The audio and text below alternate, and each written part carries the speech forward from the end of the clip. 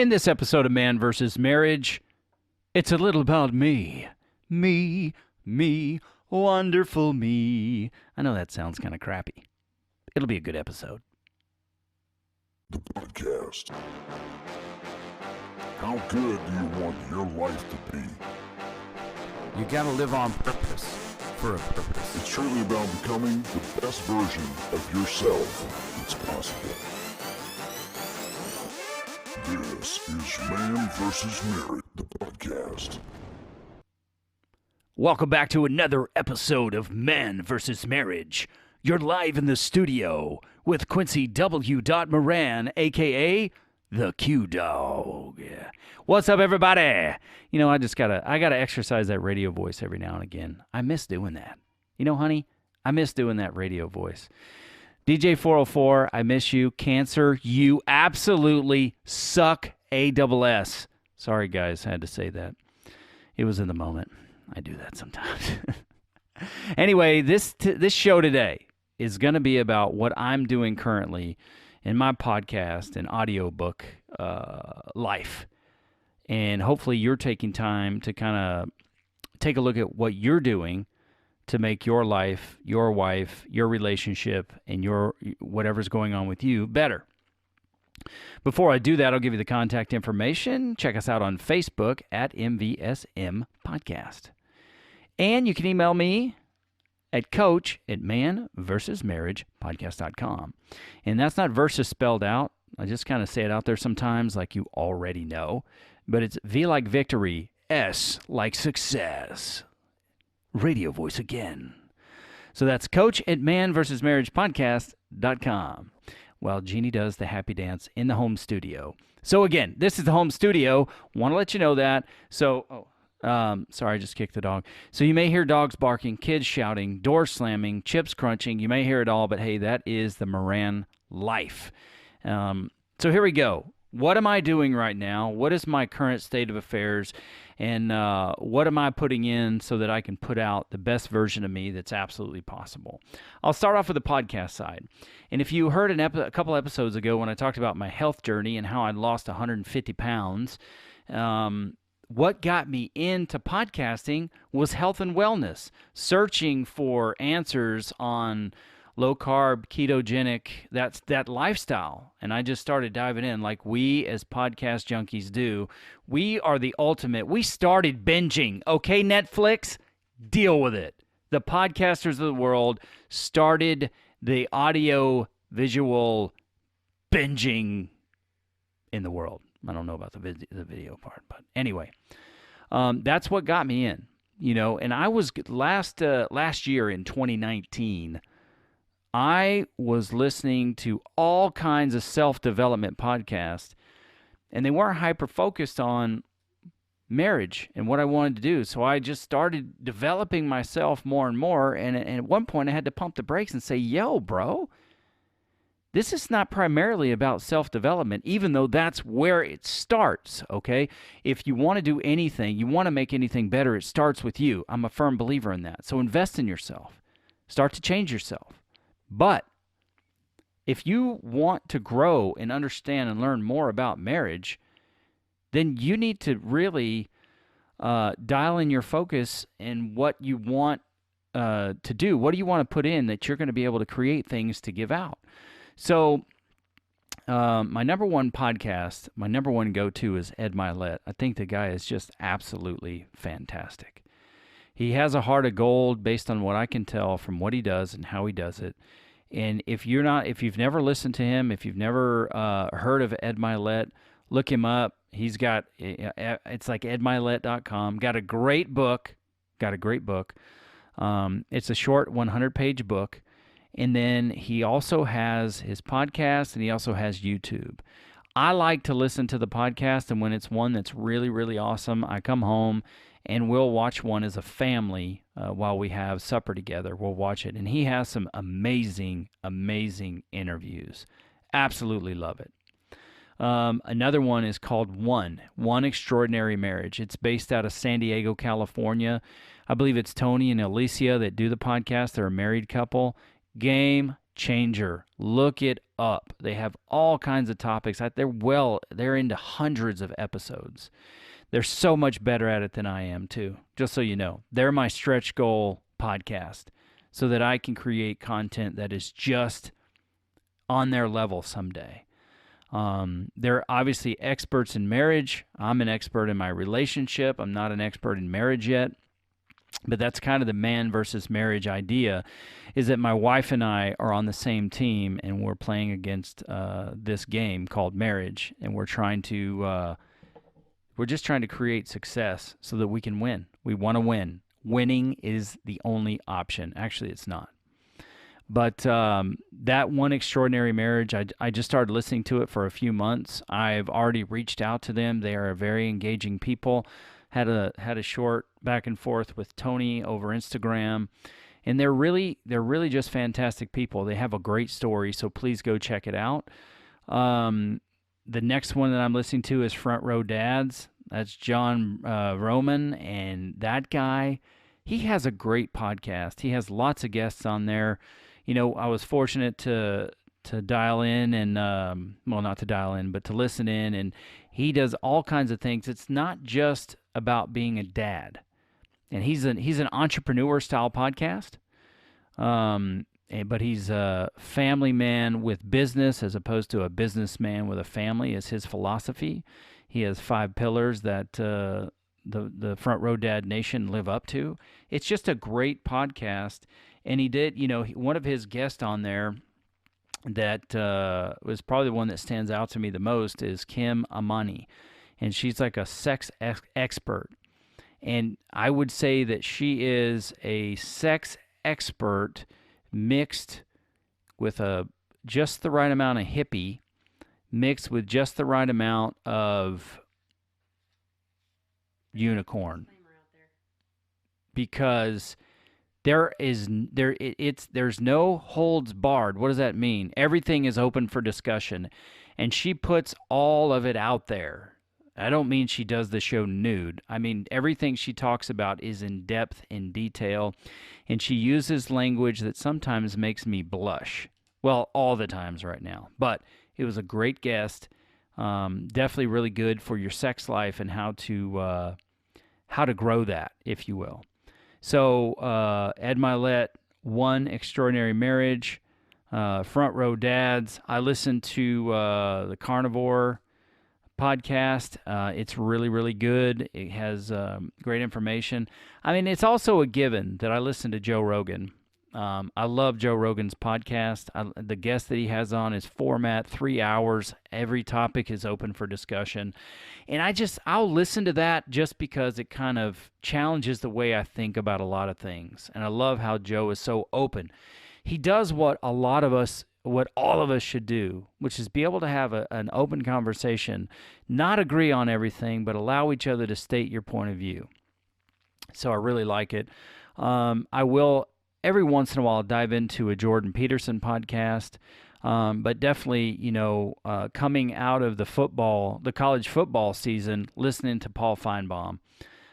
So that's kind of a wrap on what I'm doing as far as podcasts goes. I would love to know what you're listening to. What, in addition to Man versus Marriage, what are you listening to? Why do you listen to podcasts? What are you putting in? Is it just all comedy? Is it self-development? Is it relationship? Is it health and wellness? What is it? There's something out there for everybody. So books. Yeah, I read Ed Milet's book, and I'm not a reader. I kind of want to be. I want to be a reader, but I'm not. But I do listen to books. So there have been a few books that I have read because when I was doing some Bible schooling, they were not available. They weren't available on audio, which was a bummer. But it did force me outside of my comfort zone to do some reading. So the books I'm primarily going to talk about is the ones that I listen to. But for this case, I read Ed Milet's book, Max Out. It is a fantastic book. It's 100 pages, like I said, but it's really good to kind of get you into some kind of a cadence. He's a very high-level, successful dude. And I like to look at people that are successful so that I can kind of take lessons from them and apply it to my life however it fits, okay? So that's really what I like to do. And it helps me. It has helped me for a decade. It helped me when I wanted to redesign my personal philosophy. So I looked at a guy I admire greatly because I was a football coach, and I look at Nick Saban. I see he's a man who has success. He's a disciplined man. He's a very methodical man. He does things on purpose with great intention, great conviction. And so I look at people who are successful and I try to mirror what they do. I apply it to my life. But I did read Max Out last year, and then other books that I listen to, which I have a commute to work, so it helps. It helps, with the time. I know it's not easy for everybody, but The Subtle Art of Not Giving an F-U-C-K. Wow, what a book. What a book. Why did I listen to that? Coach Rita suggested that I listen to that because I'm just prone to being such a people pleaser and wanting people to like me. And that is not healthy because you will take that, you will overextend it, and then you'll try to be pleasing everybody and not pleasing the people that truly, really, truly matter. What a fantastic book to listen to. The Miracle Equation by Hal Elrod. You should jump on this book. This guy's life, his experience, he's died, come back to life. I mean, he's got everything you could imagine when it comes to adversity. He's been through it, and he is still standing. So I encourage you to think about that book. If you do like audiobooks, listen. If you like to read, pick it up, read it. And then make Hal Elrod a part of your collection. He's a fantastic guy. Moving into 2020, I'm going to get into a book called Best Self, and I'm pretty excited to listen to it. Another recommendation by Coach Rita, because she was just enamored with the book and what it presents. So I recommend, I can't make a recommendation on that yet, but if it's something that you're interested in, being your best self, it might be something you want to pick up. Also, what I read in 2019, I read partly way through it. I haven't completed it yet, but what I have read I can recommend is Jordan Peterson's 12 Rules for Life. The guy is so educated. His vocabulary is so...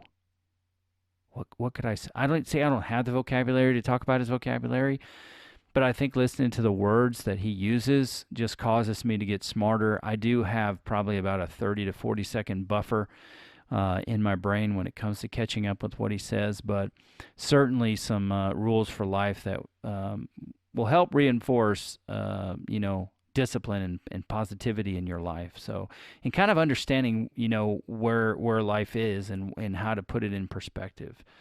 Also, in 2019, I read mostly through, or audiobooked mostly through, the Ultimate Jim Rohn Library, just stories about him and what he had done. And then I also got into the Duck Dynasty book, and I thought the Duck Dynasty book was fantastic. What got me kicked off into audiobooks, I'll just talk about that for a minute before the program wraps up, was Rich Dad, Poor Dad. If you've never heard it, you've never read it, it's something, it really, there are a lot of things that I'll say changed my life, and I mean it.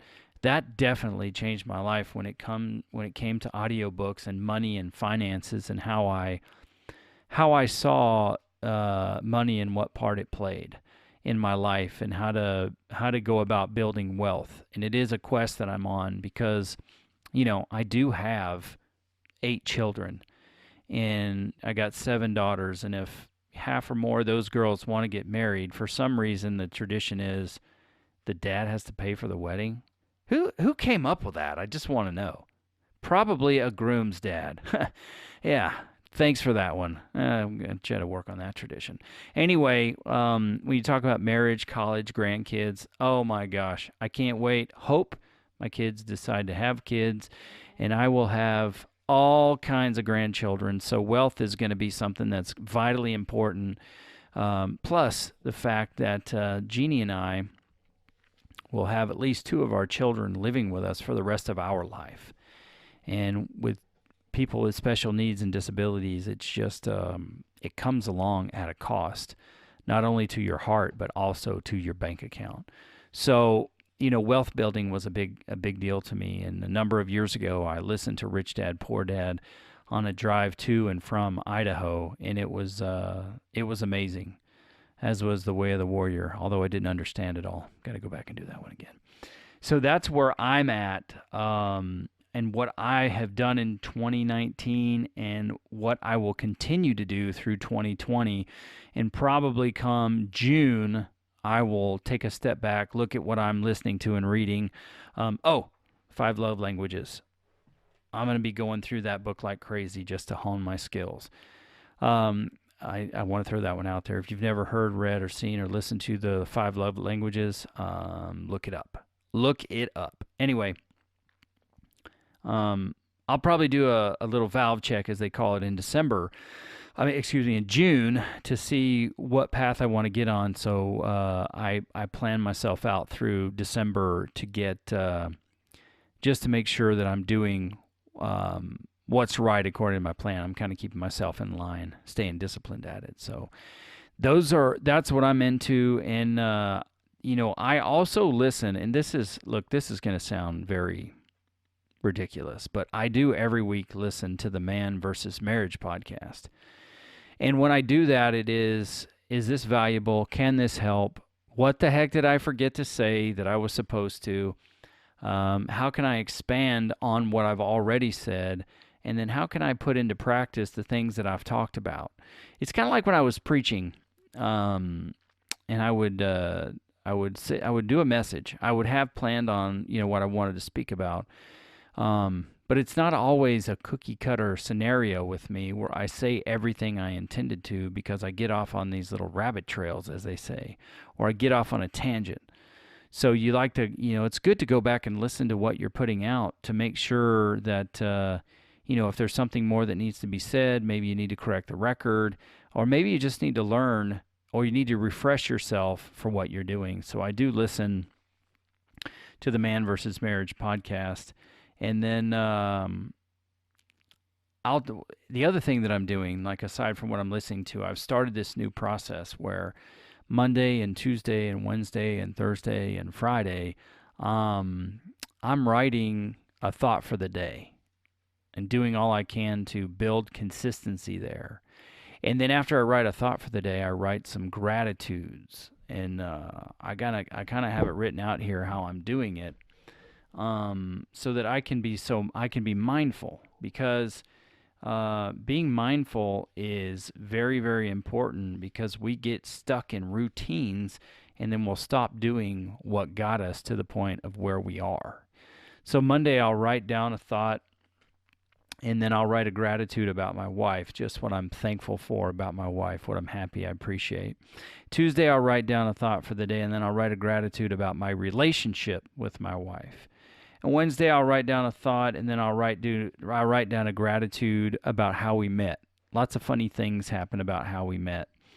Thursday, I'll write a post, and then I write a gratitude, or not a post, but I'll write a thought, and then I'll write a gratitude about making her laugh. It just cracks me up. It actually dumbfounds me sometimes that after this long, I can still make her laugh. It surprises me, to tell you the truth. You would think she's heard all the material I have, and I tend to be a pretty annoying person. But she still laughs. She still laughs at the things I do and what I say. And that's one of the things I promised in my vows, that I would make her laugh. And I don't know how much we laughed for a particular decade in our marriage, so I probably got some making up to do.